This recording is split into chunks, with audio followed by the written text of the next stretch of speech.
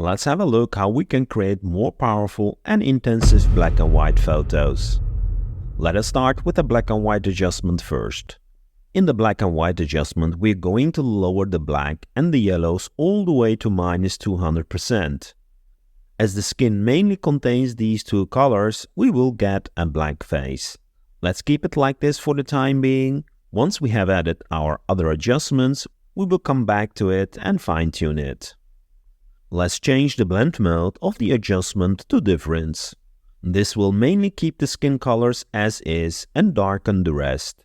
The result we will have a lot of grain, so let's add a Gaussian blur live filter.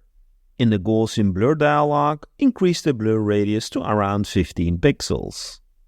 Let's now group these two adjustments and change the blend mode to subtract.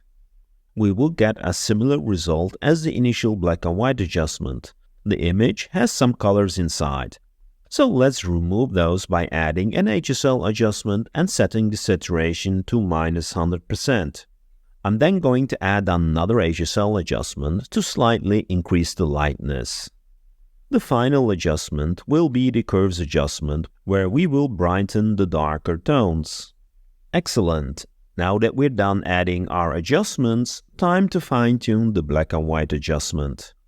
By slightly increasing the red and the yellow, we really get nice results. You can modify them until you find a setting that works for your image. I think this looks about right. Pretty awesome. You can always disable or modify the top two adjustments for your need. I will share two other tricks at the end of the video. Let's have a quick look at some other examples. Here is the color version, the default black and white, and finally the intensified black and white. Pretty cool. A final example. Let's enable the group to see the intensified black and white. Not bad at all. The cool part is that because it is just using adjustment layers, you can easily copy and paste it to another image.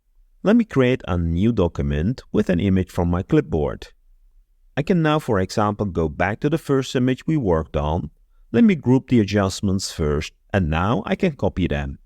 When we go back to the new document we just created and paste the group, there we have it. Easy peasy.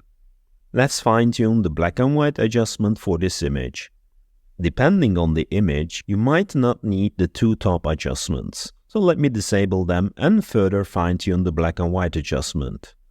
Let's double-check with the two top adjustments. I do like the curves adjustment, but I'm going to slightly apply it differently. I will change the blend mode of it to screen and lower the opacity. I can go back to the black and white adjustment and really fine-tune it for the effect I'm going for. Here is the before, which was already an amazing photo, and here is the intensified black and white version. Awesome! As promised, here are two tips for you. You can modify the blend range of the Gaussian blur so it does not affect the darker areas, mostly resulting in more shiny parts in the image. Secondly, you can also modify the blend range of the group with the Gaussian blur and the black and white adjustment. This is especially useful if you find the result too dark. By lowering the blend range from the highlights, you will get a more brighter look.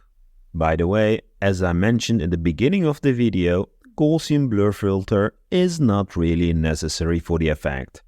It just gives a touch of shine and sharpening. If I just use the black and white adjustment in normal blend mode, you get a very similar effect. I hope you liked this video and thank you again for watching.